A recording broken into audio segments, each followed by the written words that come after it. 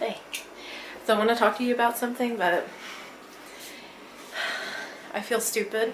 Probably nearly 20 years ago, I can't remember if it was before something or after something, but it was nearly 20 years ago.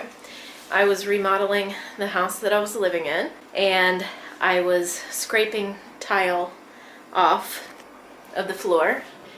Can you imagine where I'm going with this? So those tiles were asbestos tiles, 9x9 asbestos tiles. I don't know if I was aware of it at the time because I was young, really young, and not to say that I thought that I was invincible, because I never thought that. I always knew that if I got in a car accident, I might die. You know, it wasn't like that. I don't even know if I knew about it, but for a period of about 2 months, I was scraping these tiles off of the floor to refinish the floor, and I was doing it all by myself, and I was actually sitting on the floor doing this, and I was doing it with a knife, no protection. I was wearing shorts. I was doing it with a knife. There was most likely a lot of dust and a lot of chips of the flooring, and I actually stabbed myself accidentally with the same knife in my leg, and I had to go and get stitches. Did it hurt? Yeah, I hurt my leg. It hurt in a way. Yeah, thanks for asking.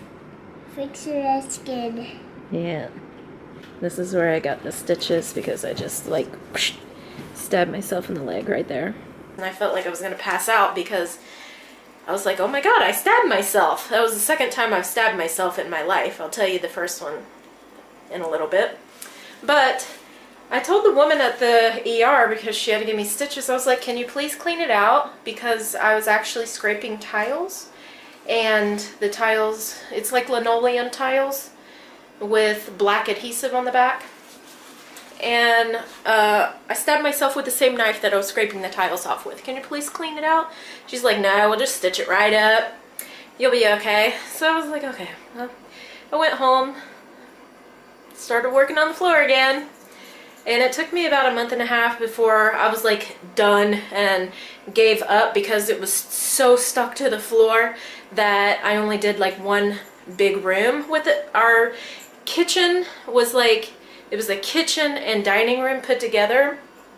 It wasn't originally meant to be that. It was actually 3 separate rooms, that whole thing, but my dad had completely remodeled that house except for the flooring, and I had to finish the walls and things. So I was working on that house. It was my childhood house that my parents had moved out of when I was 16 years old. So I was finishing it. They were like, screw this, we're gonna go get us a house, you know, somewhere else. So I was finishing it and living there. So that's what I was doing. And, you know, I was working with a lot of stuff. I was working with like tile powder, you know, the grout, and putting the stuff together. Long story short, I was watching a remodeling show yesterday, and I saw that they had asbestos tiles, the same asbestos tiles that I was cleaning up. And I didn't learn about this until like a long time after that. I thought when somebody said asbestos that it was like the drop ceiling stuff. That's what I thought asbestos was. Apparently it's in tile, like floor tile, not ceiling tile. So, you know, recently I still have a breathing problem, but it's just so many things environmentally. And 2 years ago I inhaled a lot of stuff, and then I was exposed to mold, and mold I'm very allergic to. Like 1 minute inside a room with mold and you could send me to the ER. Like, it's bad. And I saw that show yesterday. I was like, oh my god. Yeah, so I'm gonna go and get a blood test and see if that may be part of the reason, like, my breathing is so bad, and it's really, like, when I took the steroids, I think I took them for 10 days, I did get so much better, and I had so much energy, and I was not in pain. My boobs started hurting during that time, and that's really why I quit taking it, because I didn't want my boobs to hurt, so I just quit taking it, and my face just, like, broke out real bad, but that really didn't affect me. It was just like, I was scared that my boobs were hurting. And, well, my boobs still hurt. Anyway, I think that, yeah, we have to make an appointment. But I'm really bad about making appointments, and I was supposed to get a lung x-ray. And I was like, no, x-rays, they're really bad for you. I've had enough x-rays in my life. I don't want to get more exposure to x-rays because they cause cancer. But I'm like kicking myself right now because I didn't get it. And obviously, if there is something wrong, like, I should have got an x-ray when I was there just to see. Like, it's way down and deep, and I'm not getting enough air, but I can breathe a lot of air out, which is so weird.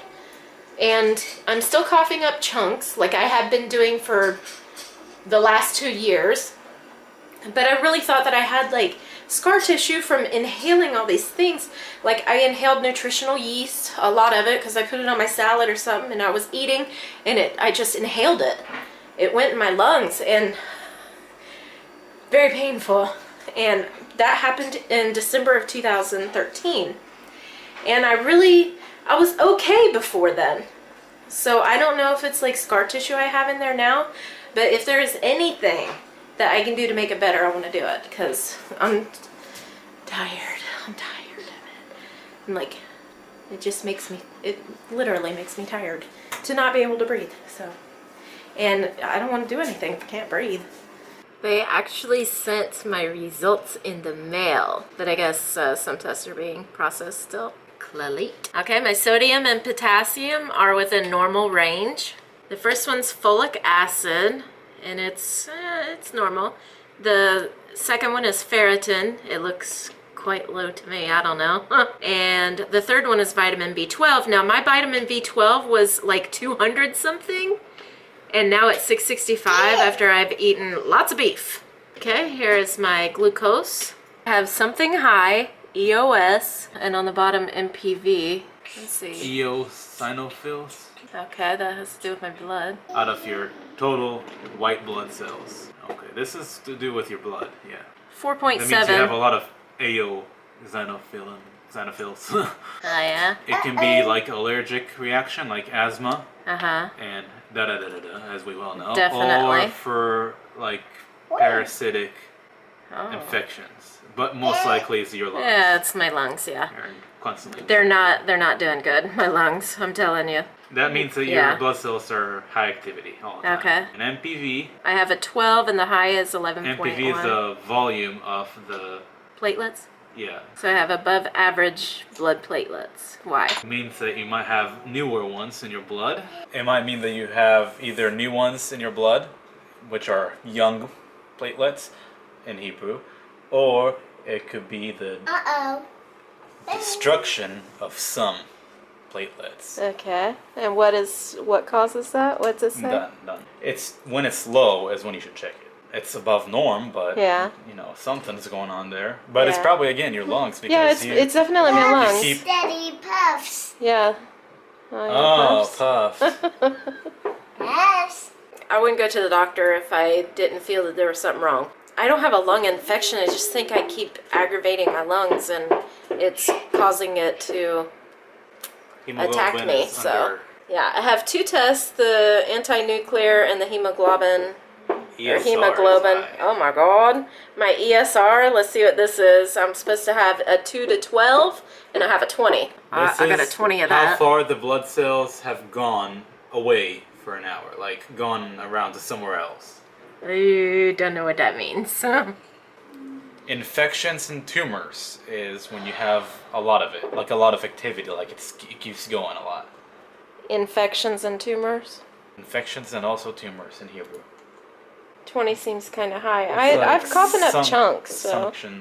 Sinking of blood cells. Yeah. Like it goes somewhere. And your C-reactive protein is high. Well, 0 to 10 is what you should have, and I have a 12 of a C-reactive protein. Well, because the protein is created when you have different infectious things, this means that your body is not good at handling its infections. This can only tell you that you have an infection in your body, not which infection you have. All right. A few hours after you have your infection, your protein levels, C-reactive protein is what it's called, CRPA, blows up the charts. So I have a little bit of infection, probably. You've had it. Well, you have an infection I think I just right now. carry it. Yeah. Yeah. I think I pretty much just carry it. Cholesterol and everything. Yeah, cholesterol's good. Yeah, all the other craps is good. Okay, I had the ANA test. If I have anti-nuclear antibodies, it often attacks the body's own tissue, which would be like autoimmune disease. So I had this all taken, and Hadar says all of these results come up negative, so that's good. ESR. Normal range is 2 to 12, and mine is 20. Alright, ESR. It's a test that indirectly measures how much inflammation is in the body. These are all of my blood counts, and they are within normal range, but they're like on the low end of the normal range. And down here, if you know what any of this means, these look pretty decent, except for the last one, which is elevated at 12.4 MPV. It reflects the size of the platelets, a platelet function marker. They're elevated, they're bigger, I don't know. Okay, made it home. I could get so much done if I wasn't tired. She said I need more tests, but she didn't set me up for anything. I have to wait until I go see the pulmonologist because he is basically the one who's going to tell me everything. She did give me steroids again, and she wants me to take all of them because I only took like a week or 10 days the last time. I just don't like to take medicine, and especially steroids, because they do make you gain weight and they do make you break out really bad. But the weight gain right now is not going to be, it's like backwards, you know? You gain weight on it, but it helps you to breathe, so that's confusing. Here's where we're not doing good stuff. This is TSH, T4 free, and T3 total. This is for my thyroid, and the top one, the TSH, is high. We'll see what that means. High values show about like subactivity of, like low or subactivity of the thyroid, hypothyroidism, which usually is a result of the Hashimoto. I think that's how Hashimoto. No. Okay. Hashimoto. Hashimoto disease. Because hey in Hebrew is like, okay. Which makes you make less hormones by the thyroid gland. Okay. Now let's look at my other number. Scroll down, because my other number, my T3 total, is on the low side, 1.59. What's that mean? Low is underactivity, like subactivity. Okay, Low activity. so I need to get my thyroid back in order. Yes. So anyway, she said, yeah, you do have a thyroid problem. She poked my thyroid, and it actually has some pain, but you're poking me in the neck, so how can I say, no, that don't hurt, because it does. I don't know. So she said, okay, we're going to monitor it. I'm not going to give you anything yet. And I said, good, because last time I took Synthroid, I gained 8 pounds in a week because it made me insatiably hungry, like crazy hungry. And she said, okay. And that was like 7 years ago, probably. This is some of the medicine that my doctor prescribed me, Singulair tablets, and I just looked up the side effects, and if you look them up, you'll be wondering, why would anybody take this? So I don't think I'm going to take this. And this medicine is for allergic rhinitis, and I don't have trouble with my nose, so I'm really quite disappointed in my doctor's visit because I can't take any of this medicine. So she gave me some more medicine. Okay, I got 3 inhalers. I've already opened one. But she gave me, again, some more prednisone. 120, 15, 3 5s. She wants me to start at 40 again and then wean myself down off of it. I'm just not really happy with the appointment I had with her because she was flustered. Do not take medicines in the dark. So this is the prednisone therapy, and I kind of had to make my own schedule because she didn't give me one, but this is the second time that I've been on prednisone, so I want to taper off slowly, but I want to hit it hard. So she gave me 20 milligrams, and she gave me a bunch of 5 milligrams so I can taper. And I went and looked up a sample schedule for 10 days. I believe I already did 10 days, and I want to do it a little bit longer than that. So I think I have enough pills altogether to do this schedule. It's a 16-day schedule, and on day 17 I'm not going to have anything, but it's like really, really tapered slowly. For this one they went from 40 to 20 and then to 10, and I'm going to try to do 30. So hitting it hard up front and then staying longer on the 5 milligrams until I go down to 0. So I think this schedule is going to be good, but I'm not really sure. I've looked up online, and the other schedule is to start at 60 with the 10 milligram tablets. I don't have enough for that, and I don't really want to use that much at first. I want to start at 40, so I think this one's like an in-between, but I am staying on it a little bit longer. I want to knock the breathing issue out, so this is the schedule that I came up with, and I think it's going to be good. Okay, so I've already started day 1, as you can see, and I started with the 5 milligram tablets, and they are like a light green or a white, and the 20 milligram are pink. They really wanted to color code it for you, so these are just 5, so I took 8 of the 5, so that made 40 milligrams. Hi guys, thanks for watching. As soon as I see the pulmonologist, I'll keep you up to date on all of the health findings. I'll let you know how I'm doing. I'm going to start doing my weekly updates, but I'm not doing my weigh-in until I am done with the steroids treatment, because it does make you gain weight.